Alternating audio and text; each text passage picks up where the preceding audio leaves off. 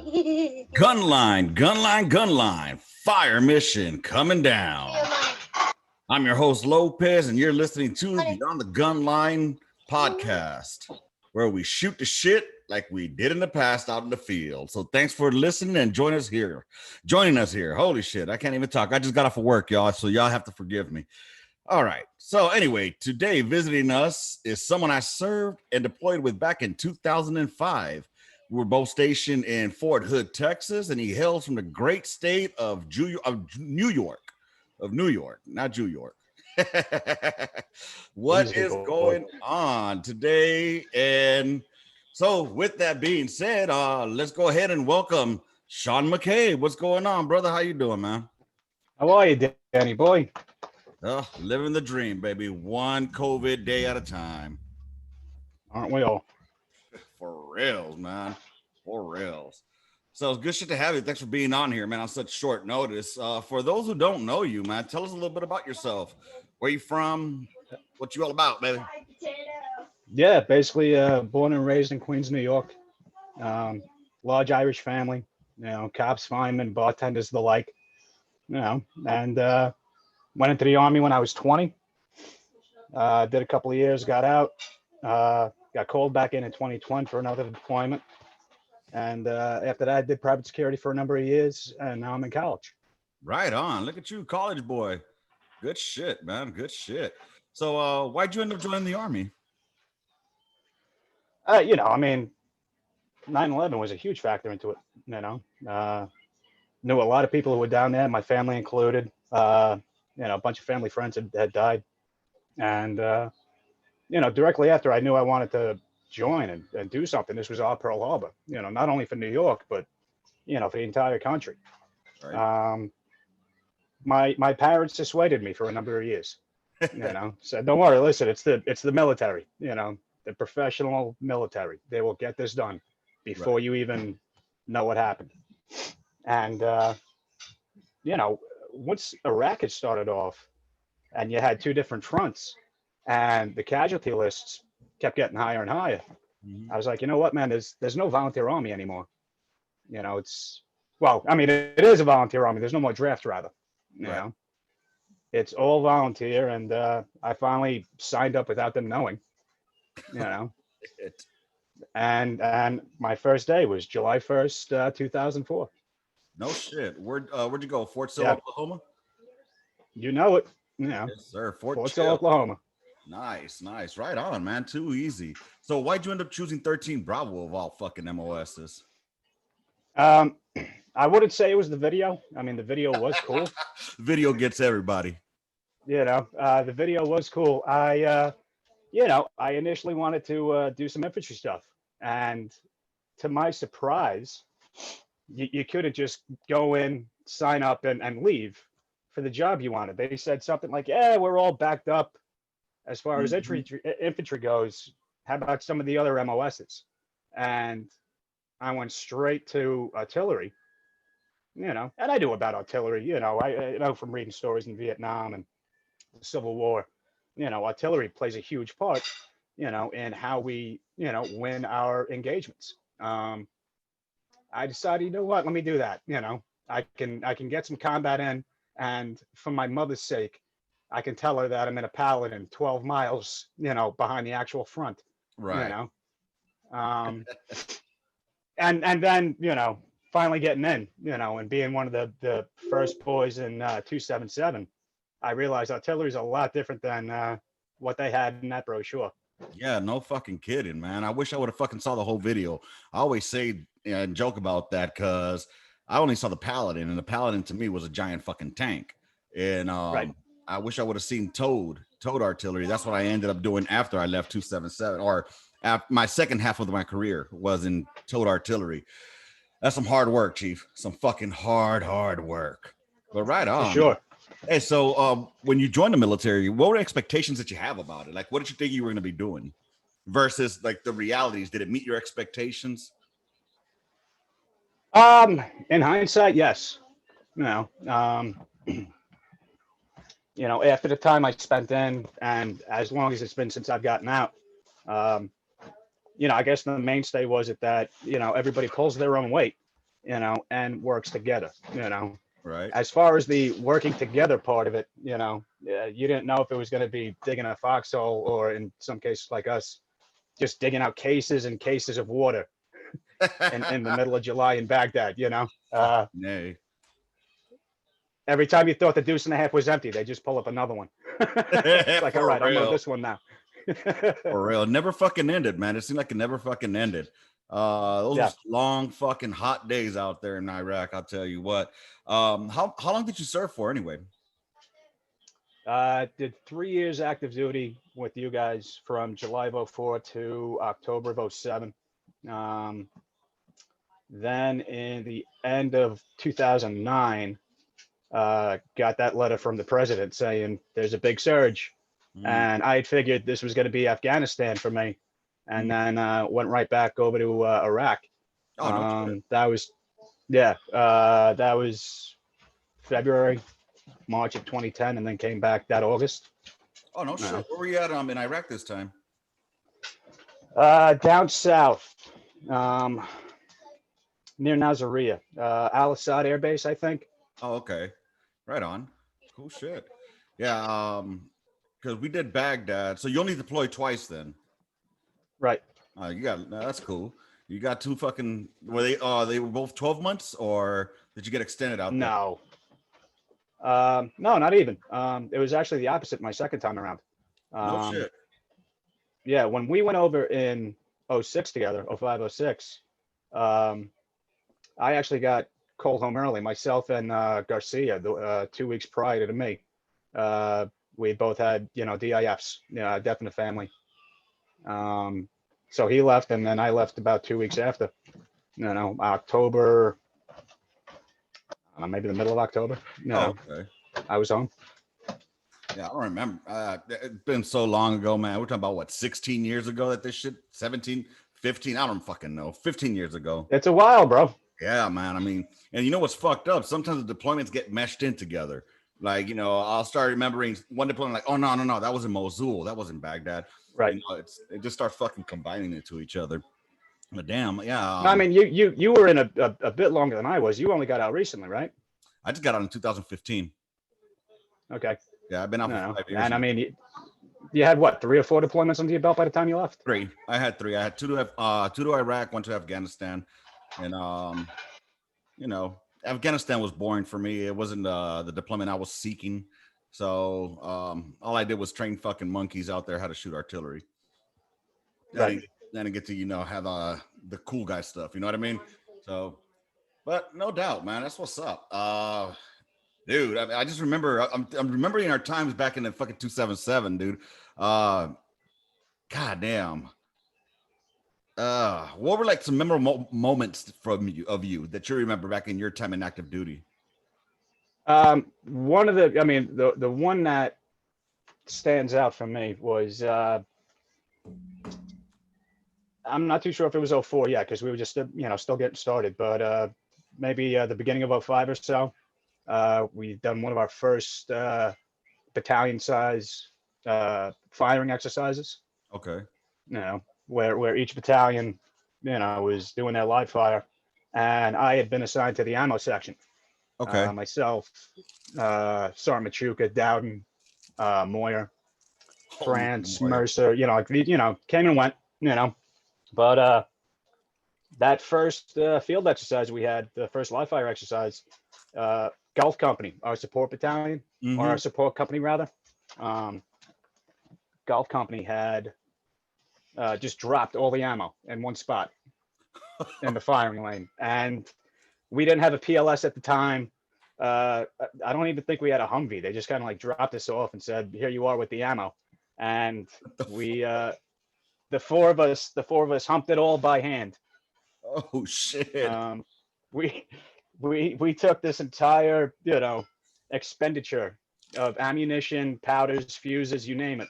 Yeah. And we set up the gun line by hand, walking at least a quarter mile, maybe. Oh fuck! Yeah. When and just so people understand, we're not talking about 105s. We're talking about 155s. We're talking about 100-pound rounds, and those bad boys get 108, if I believe. is the exact weight. God damn. That's fucking Yeah. ruthless, man. That's rough as fuck. So what changes did you see when you went, because you did those 3 years, you stayed in Fort Hood all that time, right? Did you go anywhere Yeah. else? Okay. And then you went reserve, is that correct? I was Or inactive, and then okay. got called back up to active. Okay. Is that when you ran into Thrill Kill? Because I think y'all ran into each other, right? On your second deployment? Yeah. I remember seeing Thrill Kill, uh, Duncan, if I remember correctly. I think I saw him at some point. Who else with us? Yeah, there was a couple of more cats with us. I remember. Huh. Yeah, man. It's a trip. Like fucking just starting once I started doing this shit, like I started tripping out. I started speaking with people that I haven't talked to in years. Like I haven't talked to you since 2006, 2007, somewhere around that time frame. Yeah. Up until this year. I had no idea what was up with you. And then I've lost contact with a lot of guys, but through this platform have been able to fucking gather with other folks because I'm tired of us reuniting when it's a fucking death in a goddamn unit. You know what I mean? It Right. seems like that's the only time Right. motherfuckers decide to get together. And I think this right here gives a good platform for motherfuckers to, what's the word I'm looking for? For me, it's like therapeutic. You know what I'm saying? Mhm. So, but anyways, fucking. So your second deployment, you did Al Assad. Well, how long were you there for? Only a couple of months. About 5 months. Any Not good? even a half tour. Oh no, shit. Fucking, you did an Yeah. Air Force tour. Yeah. Pretty much. It was at the time where they were really withdrawing from Iraq and doing massive troop withdrawals, and like us going in was just to help supplement them getting out. Wait a minute. What year was that? In 2010, you said? 2010, right? Hold on. About what month? I got there March Okay. of 2010. Because I ended up leaving through Al Assad. I want to say in fucking October of 2010. Because I was in Mosul 2009 2010, and then we ended up shipping through there because I think we were supposed to go through Al Assad and then head out, but we were in Al Assad for a day or so and shit. That place. Yeah, I left there the beginning of August. Orale. Okay, right on. I ended up making it home maybe a week or so before my daughter's second birthday. Oh, right on. Cool bean. How Yeah. many kids you got now? 2. Nice. Congrats, man. Shit, I got 3 now, bro, and I missed the first. The first one. I made it back in 2010. I was able to make it back for her birth, but it was on mid-tour leave, so I got to see her for 14 days and Chuck Deuces saw her back when she was 6 months old. And then my second one, I was in Afghanistan, and then so I wasn't there for that one. They wouldn't let me come back on mid-tour, so I got to meet her at 6 months too. Then my boy finally popped out on what was supposed to be my last tour, but they ended up keeping me in rear D because I was getting ready to fucking Chuck Deuces. So it is. Gotcha. Fucking A, brother. How old are they now? Fuck. My oldest is 10. My middle child is 8, and my youngest is about to be 6. 2, 2, and 2. Okay, nice, man. Yeah, you were banging it out quick, huh? They were deployment babies, as I've been told. I was knocking her up before I left, so she wouldn't go out. Damn right, man. No. That's good shit, man. That's good shit. So, what do you find yourself doing these days? Oh, it's been a whirlwind the past year or so. Like I said, I've been doing private security when I finally got out in 2012, Okay. and I started doing private security over here in the neighborhood. The only casino in New York City. No shit. Yeah, it's 2 blocks from my house at this racetrack here, and within my first year, I was promoted to a security team leader. I had like 50 guys under me. Okay. But I was still in a position to be in the union. Okay. Because man, from New York, unions are a big thing, man. I'm sure. But I had wanted to move up. Right. All the lessons I learned in the Army and a lot of the mistakes that I'd made along the way had taught me how to do things right and how not to do other things. And after 7, 8 years, I was looking to move up to management position, and they said, nope, you weren't a cop.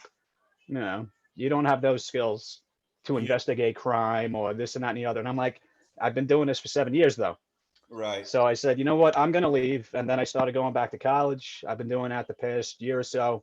I just got done last week. I was campaign manager for a local state senator down here.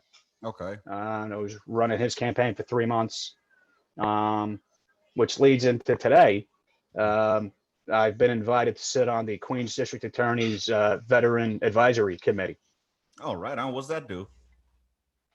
Well, it's a new program that she's been bringing over. She used to be the Queensborough president, which is a political position that just helps different social programs, within Queens. And now her being the DA, she can focus that more into criminal justice, where as far as veterans go, like we've seen between suicide and mental health and substance abuse, a lot of that ends up leading into you going into the criminal justice system when you really shouldn't, Right. because once you're in there, it's a snowball effect, Right. and it's like the mafia in a way where it's a lot harder to get out, The mafia doesn't exist. instead of having to go in the first place. I'm just saying the mafia doesn't exist. I don't know what you're talking about. I never heard of them, so that's just my 2 cents. Not anymore. I never heard of them. I don't know what that is. But yeah, man, that's good shit, man. Good shit. Like you said, man, there's a lot of fucking people that come out of the military, for example, that they end up getting into shenanigans, for lack of a better term. They end up fucking up and stepping on their dick. And whether it be by self-medicating on alcohol or using drugs, and drugs leading into a different type of lifestyle than that they used to have, you know what I mean? And little by little, that's going to end up either in the fucking grave or in the motherfucking system. And it's good to see. I know in Texas they have a veterans treatment court, I think it's called, where they try to help veterans out, and try to get them the help that they need, and that's good, man. I mean, a lot of motherfuckers do need that shit, because the way that the economy is out there right now, people don't give a fuck if you were a veteran. Okay, you got a DD 214. What else? Those times of, hey, we're proud of your service are gone. That shit came and went.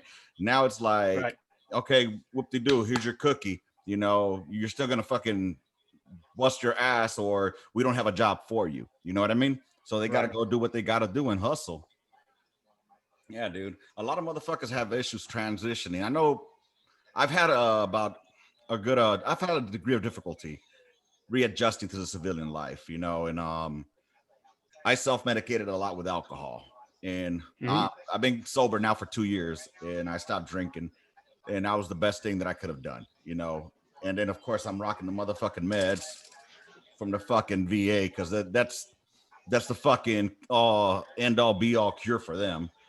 But what kind of difficulties did you have? Like, did you have any difficulties on your way out of the military? Yeah. Like reestablishing back into the civilian world? Oh, for sure. I mean, it's like I had to inspect my vehicle every day before I got out there. A lot of just like snapping at the kids or the wife. Like and not even being malicious, but so used to move. Just being able to take it easy and calm down. I mean, like I still have trouble with that. Being overseas, you're so ingrained to just have your head on a swivel. It's like stay frosty. Be cool. Anything can happen. And even now, it's always in the back of my head where anything can happen. So your anxiety is always a little bit more than what it should be. Right. But that I'm handling. Not to say that this doesn't help, but the best thing for me has been coronavirus. Honestly, hold on, it really has. Talk to me 4 or 5 years ago, I could have been in the bar every night. Started going to school, getting everything squared, having a regular routine again, and just getting that coming home from work at 1 and drinking. Yeah. Yeah. But yeah, the bars are closed. Yeah. I don't know. I'm not so much more an alcoholic than I am a, right. Your whole city, your whole state is fucking just shitty to me. So, I mean, outside of the city, I mean, I just don't understand New York. I don't get it. I mean, it's too fucking liberal for my taste. And when the fucking mayor is trying to tell you what size drink you can have, that's where I gotta cut ties, Chief. They can suck a left nut with that bullshit. But yeah, dude. I mean, that's great. I mean, if it's helping you out, you know, and stopping you from indulging or overindulging, hey, that's great. You know, whatever helps you out helps you out. Maybe y'all can legalize marijuana like the other states, and that'll help a lot of veterans out. For real, man. You know, here's the thing. I try to stay apolitical. You know, at least when I'm, speaking in public. You know, Right. Regardless of the fact that I worked on a New York State Senate re-election campaign. Mm-hmm. You know, I didn't do it for the politics. I did it because I've known this guy all my life, and he's a great politician. Um, but whatever I can do to help you, it was the organizational skills, the adaptation that we learned in the military, which was what I was able to provide to him. 2012, 2014, I was in such a headspace of, just being messed up myself because I wasn't there, or I hadn't done enough. It really put me in a big bind of, stop being a bullshit artist, and, understand that you did some good shit, regardless of, you can't compare it to anybody else, and now, I'm in the headspace where, okay, you know what, it's behind me. I've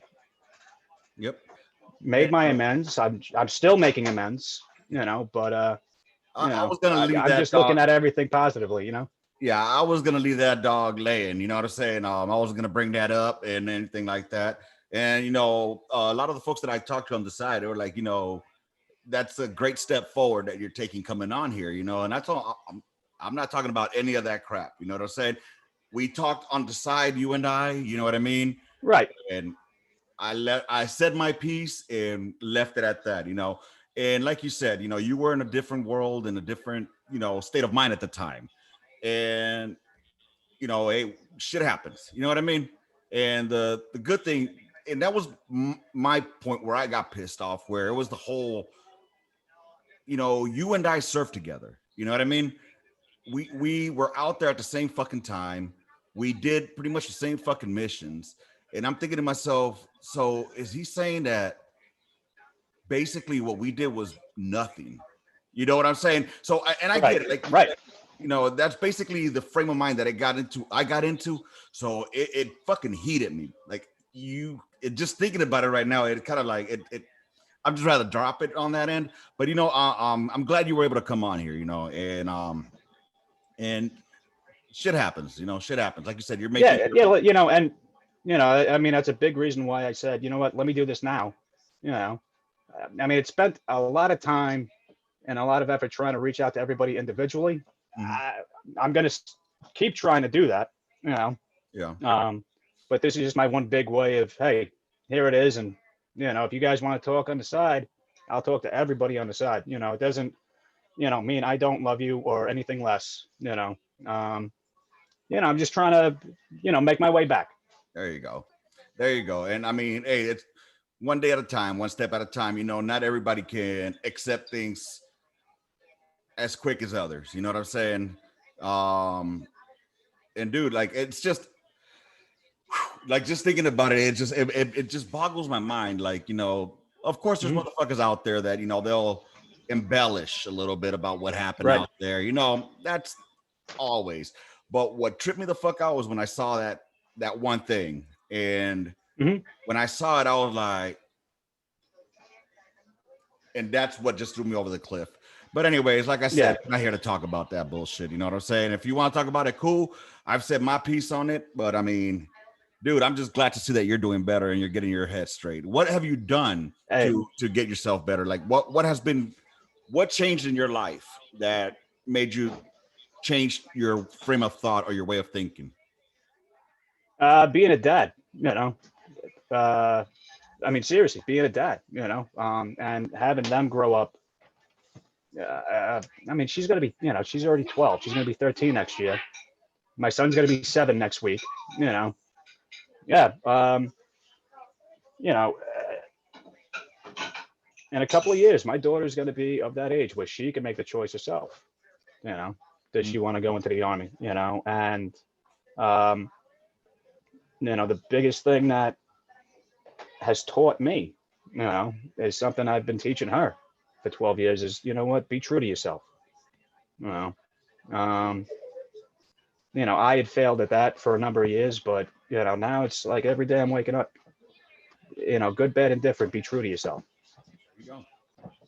That's fucking truth right there, man. Because, at the end of the day, the person you got to fucking respond to is that person that's looking back at you in the mirror, and like you said, your children are seeing that. And what you want, your children to, they're direct reflections of ourselves. You know what I mean? Mm-hmm. So no matter what, we're always going to love our children, good, bad, or indifferent, but still, I'm picking up what you're putting down. And that's great, man. It's really great to see that you're doing good. Awesome beans. What else has been up with you, man? Have you caught up with anybody else from the old unit? Let's see. Robertson, good old Seamus. I talked to him on the reg. Oh, Robert. Asher. Yeah, man. I don't remember. Asher I talked to. He came to, you were about set to go to Korea. And he had been with us. I think you guys had crossed paths for maybe only a month or two. He had come to us after our deployment in 2007. And he was the section chief for Ramen. I'm sorry. He was the section chief for ammo by the time I got out in October. Okay, cool. So I'm still talking to him, Hodgson.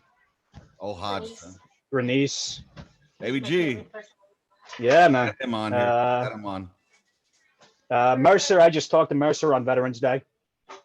How's he doing? He's still Mercer. Simpson. Oh, man. Mercer could be doing a lot better. And Mercer, if you listen to this, you know that, Chief. I talk to Mercer about at least once or twice a week. And Mercer, we'll talk offline. But Mercer could be doing a lot better. Definitely somebody who is on my radar for sure. I hear you, man. There's a few cats on here, Simpson, Baby Tim, Conley. Mm-hmm. There's a number of guys. Right on. Yeah, Simpson is getting out here soon too. And they're on the 19th, he said. Simpson retiring, Mel. Another month? Yeah, no, this month. Thursday is his last day to wear the uniform. Thursday. Mm-hmm. Our son's birthday. He retires on our son's birthday. Oh, who's another cat I talked to? Do you remember that kid Ryan Walker from 3rd ID, who was KIA 5 January of 06? Yep, I was there. I talk to his father all the time, actually. Okay. Yeah. He's actually been one of the guys I've talked to the longest since I've gotten out. Yeah, I was there when Walker got killed. Him and Sergeant Lopez. Yeah. And that's cool, man. How'd you guys end up linking up? I've got one of the last photos of Walker from the night before he passed. Mm-hmm. And it was a couple of years where I was like, do I give this, because he has no idea who I am. I knew the dude for a week. Right. We got there Christmas Eve. He's gone 4 days after New Year's. But I had the picture and I emailed him. I found his address and, said, here's a picture of your boy. And we've been talking ever since. That's good shit, man. Good shit. Yeah, I didn't know Doc Walker like that. I just had met him that day for when we were going on that mission on that we were doing our right seat, left seat rides. And yep, I just remember seeing him and then not seeing him. I got to know him well because I was hanging out with Doc Kelly all the time. Fucking Doc Kelly, that motherfucking Irish drunk. And he sends his love to all of you, by the way. A couple of years back, he ended up moving back home to Ireland. Oh, no shit. Yeah. That's fucking dude. Yeah, I mean, he had a bad phone. What's that? No, go ahead. Go ahead. I was saying he had a bad falling out with his old lady a couple of years back, maybe 4 years ago. Yeah. He drove straight from Fort Bragg up here to us in the middle of the night because he had no family in the States except for me. Oh shit. And he stayed with us for about 10 days right before Christmas. We helped his daughter get her passport reinstated because it lapsed. Okay. So she couldn't just go to the post office. She had to actually go to the consulate. And they moved back over. And a couple of months after, we went on vacation over to Dublin to hang out with them. And what was that, 2018? Yeah. Fuck yeah, that's awesome. You got to go back to the motherland, huh? Yeah. Dude, only time I've gone to Ireland, I love it. I mean, that's one of my vacation spots that I want to go to. It was when we landed in Shannon, and those are the only times I've ever stopped in Ireland, Shannon, Ireland, and I just remember seeing the hills and the green, and Yep. like, oh, I gotta come here one day. Oh, Well, man. now for next time, once the world opens back up, you've got a POC right there in Dublin, man. Fucking A, dude. Doc fucking Kelly. That motherfucker was a beast, man. That boy could run. I still, to this date, it's my image that I have of him going all the way up and down the fucking battalion runs, making sure everybody was okay, hydrated. And he wasn't doing it just without anything. He had his aid back on him, and it's just like fucking A. He was training to fight, bro, every day. That motherfucker was a beast, bro. That motherfucker was a beast. God damn, man. Dude, that is awesome. That is fucking awesome, bro. What else is going on in your life, man? Talk to me. Catch up with me, man. Let's catch up. It's been fucking 14 years, bro. I know. What the fuck has been up? Aside from you got 2 kids, you're married, still living in New York, and looks like you're getting into the political scene. So private security. Now, were you doing private security in the States or overseas?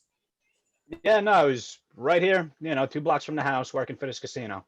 Oh no, I meant like I thought you were doing private security, like for example, like Blackwater type shit. No, I was working for a private company. Oh, here in the neighborhood. Yeah. Not no PMC BS. I didn't.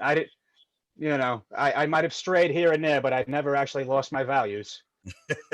Hey, fuck that. Those motherfuckers pay money, man. They pay good money. Shit. I know a couple of cats that did that shit, and they got fucking paid bank, bro. But, yeah, sure, man. Fucking A. That is what's up, bro. That is what's up. So, what are you planning on doing this Thanksgiving, man? You know what? I mean, it's still crazy 2020, so we'll be here at the house and eating turkey over Zoom with the other 9 million Mccabes in my Irish Catholic family. How bad is the COVID out there in New York, for real? How bad is it? It sucks. It's bad. I mean, it was getting better, and then all these douchebags put on a full sense of security. It's like, oh, it's over. No, it's not. If everybody in New York City just did the right thing and stayed away from everyone for 14 days, it would be gone. And that's not even here, but the rest of the country. If the rest of the world can do it, I know we can do it. I don't understand how it's going to be gone. It's just not magically going to disappear. I mean, I think, in my opinion, yeah, but it's a virus, Danny. Without a viable host, it can't metastasize. What the hell did you just call me? Never mind. No, what did you call me? Danny boy?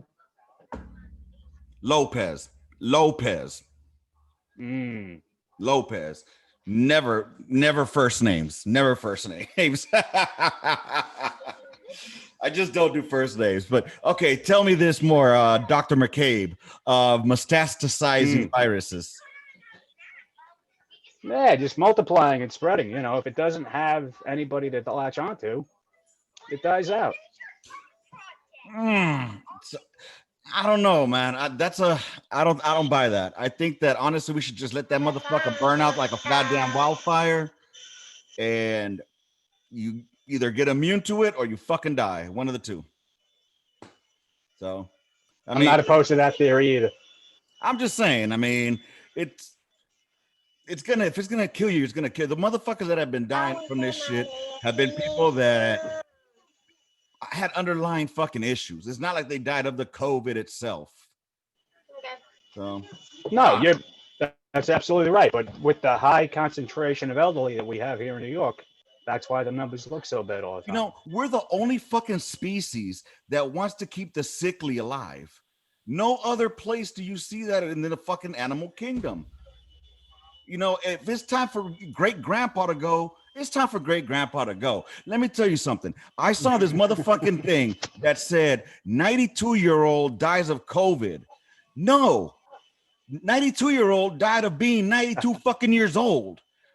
The bitch was old. You know what I'm saying? Let's be real. I mean, goddamn. It's just, I don't know. That's just, I guess I'm in, what they tell me, I am inconsiderate, or it's not that I don't care. I do care. You know, I mean, part of me would say you're pragmatic. I don't know what the fuck that means, but I'm a 13 See, Bravo. now you know I've been going to college. Yeah, no shit. Look at this Mick over here saying pragmatic. What the fuck does pragmatic mean? It's just truth, realism. You know. Yeah, I mean, if you're gonna die, you're gonna fucking die. That's the way I see it, man. It's crazy. But I mean, especially with the in New York, there's no way that you guys can stop doing anything for 14 fucking days. It's just too many people out there. Daddy. You know? Yes, boy. Excuse me 1 second. Yeah, take your time.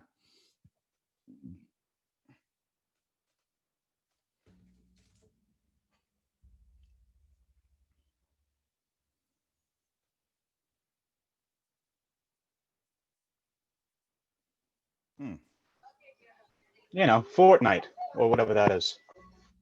I don't know. You have me on mute. I have no idea what you just said. And I apologize for those that just spent the last 5 seconds on silence. Now y'all know what it feels like to be put on hold.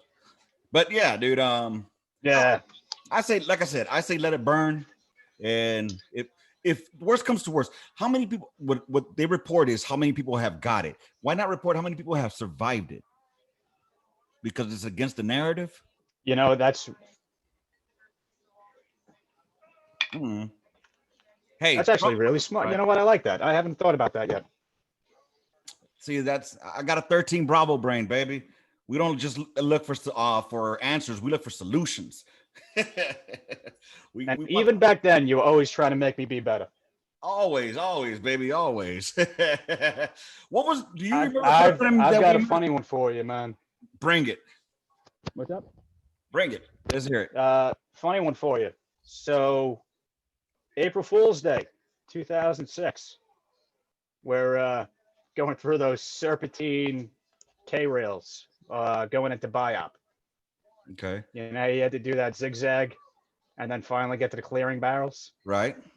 And you still had another half a mile to go or whatever it was. Yes. So, yeah, we get to the clearing barrels and France is like, oh no, I forgot mine.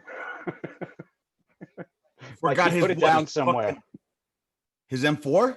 Yeah, his rifle. Yeah, by the time we left the clearing barrels, we got to the main gate. And he's like, yeah, Lieutenant, you know, we had Brainerd. He's like, I forgot my rifle at the clearing barrels, which was a whole half mile behind us. Fucking serious. Fucking France. You know what? That doesn't surprise me. France. Well, it gets better. It gets better. So Lieutenant, what was his name? Brainerd. Lieutenant Brainerd loses his mind. Like, you've got to be kidding me. Just get down. Start push. And in full diligence, France is there doing push-ups in 120 degrees with full battle rattle. And then we're all laughing because he kept going. And Brandon's like, what are you laughing at? We're like, it's an April Fool's joke. His rifle's right here. Wow. Wow. Yeah, and I don't know why France would decide to do that as an April Fool's joke, because that just seems brutal to me. He was sweating, red-faced. Wait, this was France's idea? It was a prank, yeah. It was an April Fool's joke on Brainerd. By France? I believe so. France, you're a fucking retard. Jesus fucking Christ, guys. Well, it It definitely wasn't my idea because I wasn't the one pushing. Yeah, I was gonna say, like, what? Why would you smoke yourself, you fucking retard?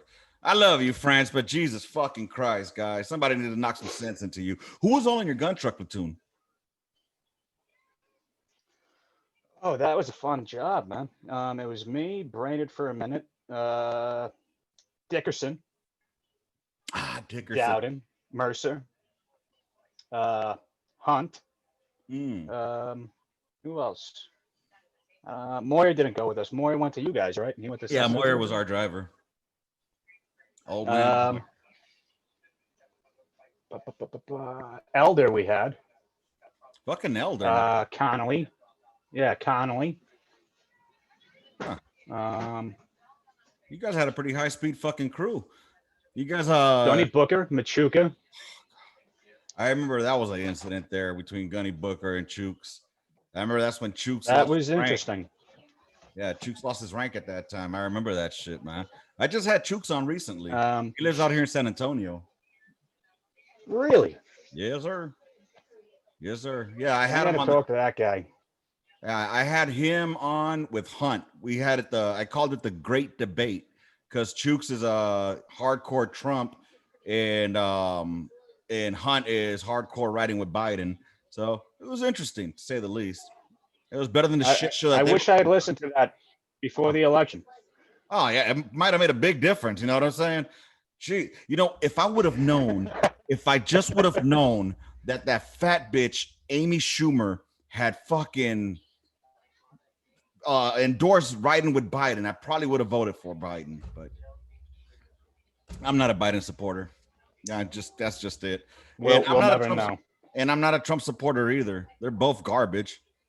I'm a third party kind of guy, so yeah. But yeah, dude. I you know what? And I mean, What's you up? know what? I really wish, because even when I was in the military, people were always trying to get a feel for my politics and all that. And I really don't give a shit because my politics are my own. And Exactly.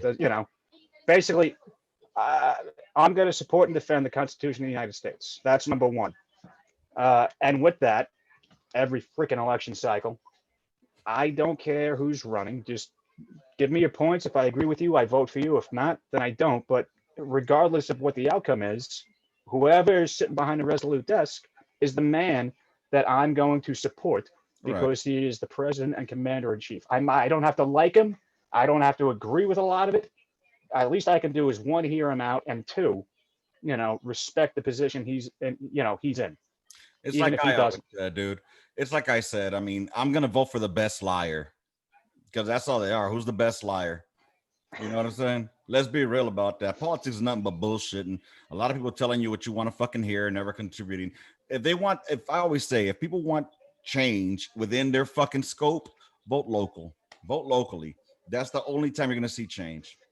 Other than that, Then again, I mean, this would be a great joke though, because now I understand why my brother says I'd make a great politician because I spent a good amount of years lying. I'm pretty good at it right now, dude. just don't take no pictures while you're doing it. Yeah. Hey, you open that fucking door, Chief. You open that fucking door. If you can, hey, listen. At least we're being honest with each other. Exactly, dude. Hey, you know what? That's the point of being on the gun line, bro. This one thing, one thing about the gun line, we could always be our fucking selves. You know what I'm saying? We could always talk shit. We could always agree to disagree. At the end of the day, we still were brothers in arms. You know what I'm saying? So regardless of your fucking past, it still stings me. Trust me, to this day, it still fucking stings. But I'm willing to make the steps forward to try to get back to where we once were at one time. Because I remember we were tight at one time. I used to be banging on your motherfucking door. Be like, Musty Mccabe, open the fucking door. I remember those days. Let's do this. But fucking, dude, speaking of Elder, it popped into my head. Have you talked to Elder lately or seen what Elder's up to? You know what? Maybe not the last year or two.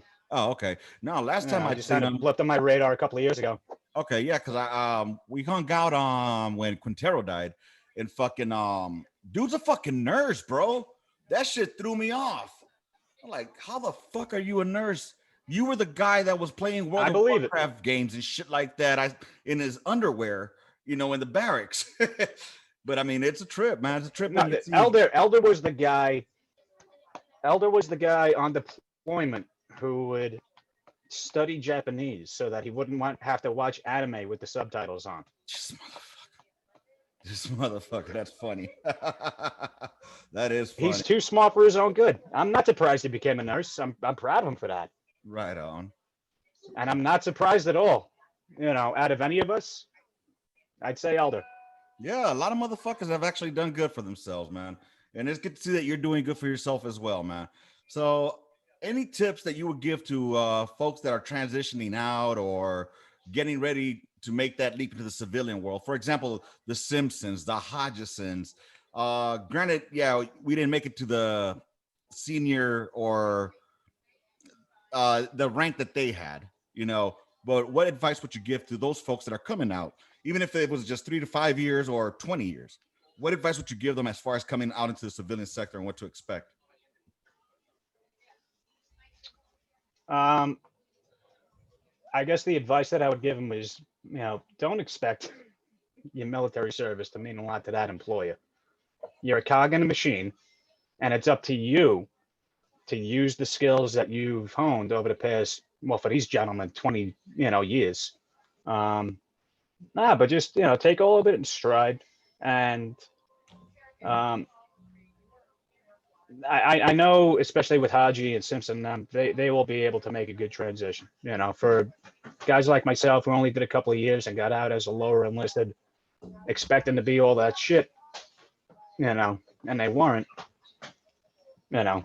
Eat a piece of humble pie, and be proud of what you did, and use everything that you learned to basically forge your own path. Right on. Word. Because all we can do is move forward. That's a fucking. Leaving the service isn't exiting the service isn't the end of your service. You know what I mean? Yeah, I completely get that, bro. Yeah. What piece of advice would? How old are you now? 37. 37-year-old Mccabe. What would 37-year-old Mccabe tell 2004 Mccabe? Regarding whether it's military or life in general, what if you could just give him one sound piece of advice, what would it be?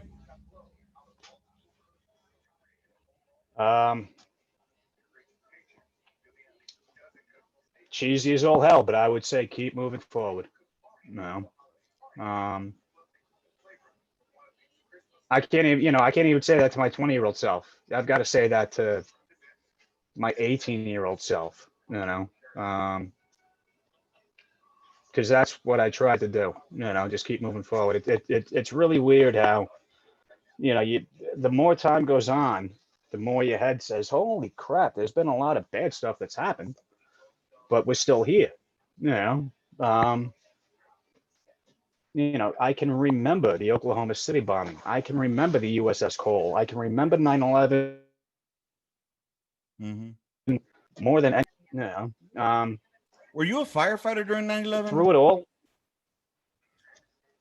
Yes, I was a volunteer firefighter in one of the only New York City companies. That's right. There are only 10. I remember that shit. You were saying that shit. Damn. Yeah, I was only 18. But yeah, just keep doing your thing, keep moving forward, and it's a good thing to surround yourself with good people who care about you. Yeah, definitely so, man. Wise and word. Get a dog. And get a dog. Dogs help. Go get right it. On. Dogs do fucking help. Dogs do help, man. Dude, it's been a pleasure having you on here, man. I thank you for being on here. And shit, maybe we'll do this again sometime and just shoot the shit now that people have gotten to know you a little bit better and see what else is going on in life. And thanks for being on here, man. Thank you for Danny, thank you. An hour. Yeah, see, there I go again. Lopez. Thank you. Thank you. Thank you for having me, Chief. It's been a pleasure, brother. Before we call it a night, any shout outs? Anybody you want to say something to before we disbout? Oh, I'm just gonna make it short and quick. To every Apache who I served with, I miss you. I love you, and I hope everybody's well. God bless. All right. With that being said, everybody, y'all hope y'all have a good day. Enjoy the rest of your weekend, and y'all have a great night, man. Be listening to that midweek memo where me and Cruz should be talking about some motherfucking conspiracy theories. Is the moon real? Are we simulations? And what other shit? Free will, does it exist? That's gonna be on the mind, y'all. Make sure y'all listen to the midweek memo only on Wednesdays. Catch y'all on the gun line. Love, peace, and hair grease. Rounds complete. In the mission, gun line out. Bye, motherfuckers.